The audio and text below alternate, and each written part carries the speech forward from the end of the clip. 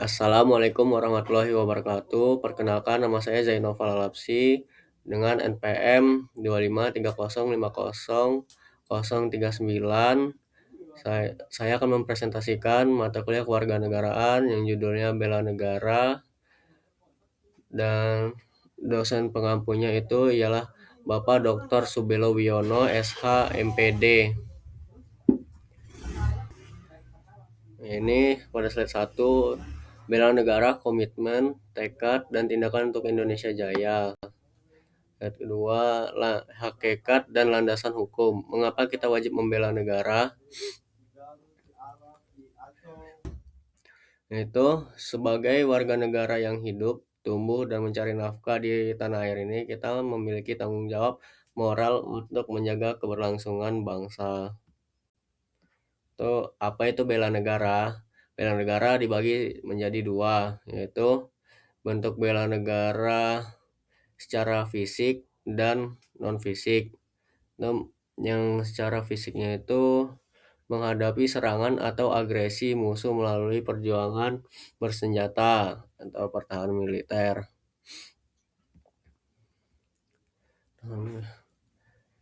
Ini adalah bentuk pertahanan militer, artinya warga negara ikut serta menghadapi serangan atau agresi musuh melalui perjuangan bersenjata dan agresi demi mempertahankan kedaulatan wilayah kita.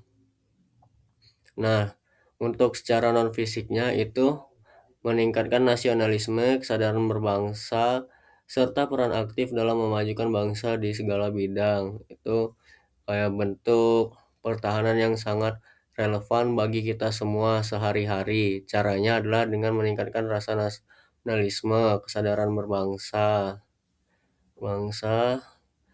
serta peran aktif dan memajukan bangsa di segala bidang. Lanjut, landasan konstitusional. Dasar hukumnya yang pertama, Undang-Undang Dasar 1945 Pasal 27 ayat 3. Inti sari ayat atau pasal. Terus setiap warga negara berhak dan wajib ikut serta dalam upaya pembelaan negara.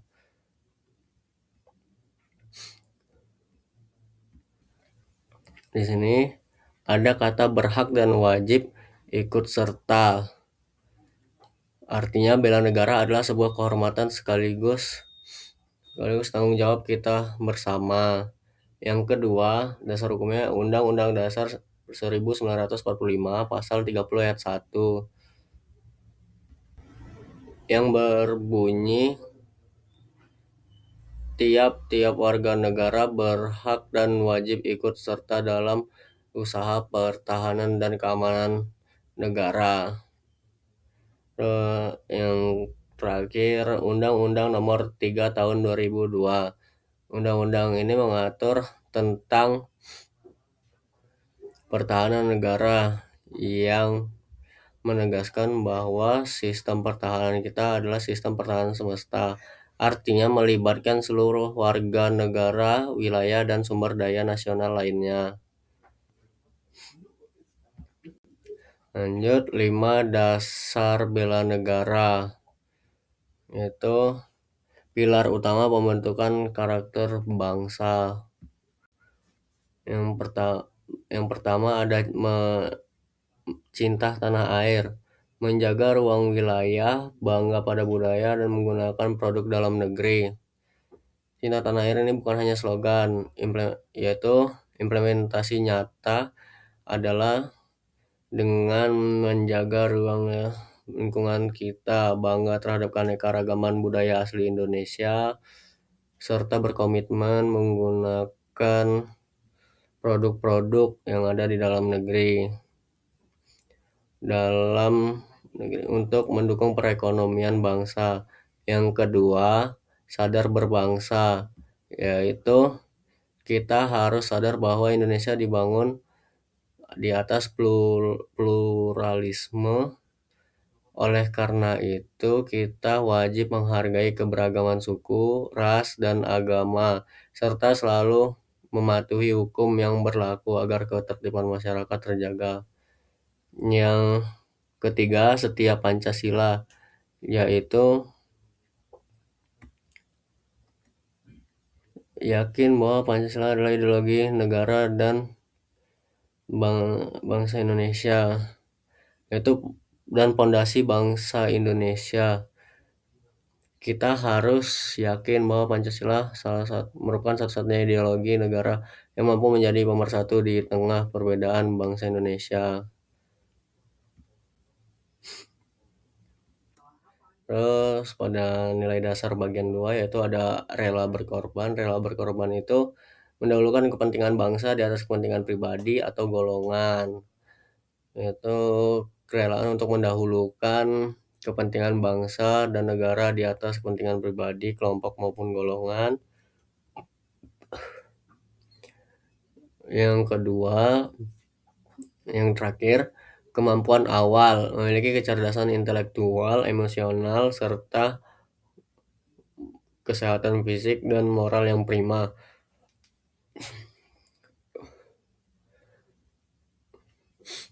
Kemampuan awal bela negara itu memerlukan kesiapan.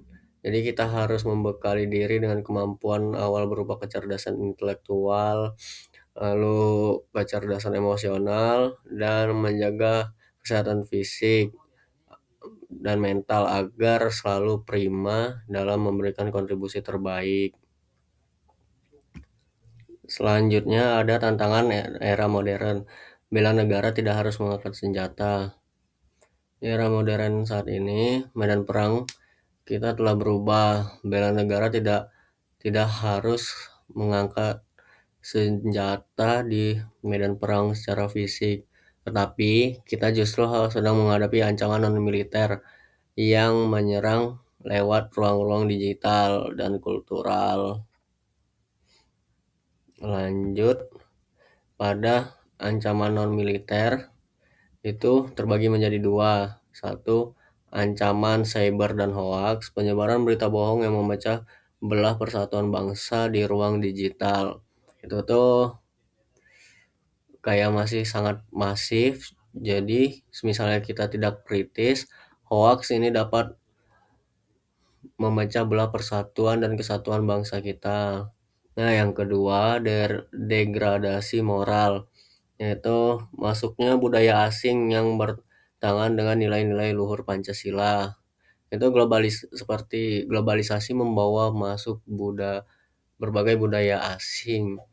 Kalau budaya tersebut bertentangan dengan nilai-nilai luhur Pancasila dan kita menerimanya dengan secara mentah-mentah, maka identitas dan moralitas bangsa kita akan mengalami penurunan. Lanjut pada implementasi bagi mahasiswa, yaitu ada yang pertama, belajar dengan tekun dan menguasai iptek. Tugas utama mahasiswa adalah menuntut ilmu supaya kedepannya bisa membawa Indonesia bersaing di kancah global. Nah, yang kedua, menangkal radikalisme di lingkungan kampus.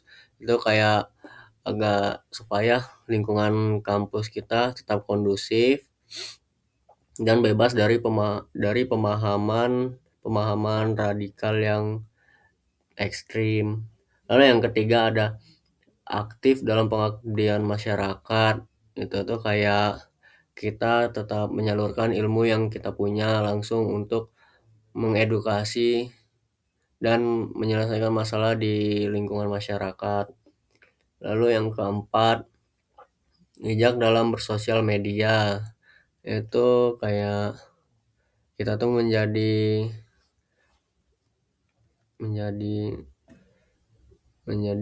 orang yang tidak menyebarkan hoax dalam bersosial media, atau kita menjadi agen pelurus untuk memberikan informasi kepada pengguna sosial media. Nah, yang terakhir, mengharumkan nama bangsa melalui prestasi. Itu tuh seperti kayak bersaing di kancah nasional, di internasional, baik di bidang akademik maupun di bidang non akademik. Lanjut, kesimpulan yang terakhir. Kesimpulannya adalah bela negara adalah hak sekaligus kewajiban moral setiap warga negara. Di era digital, bela negara diwujudkan melalui integritas, kreativitas, dan pengabdian sesuai profesi masing-masing demi menjaga kedaulatan NKRI. Itu adalah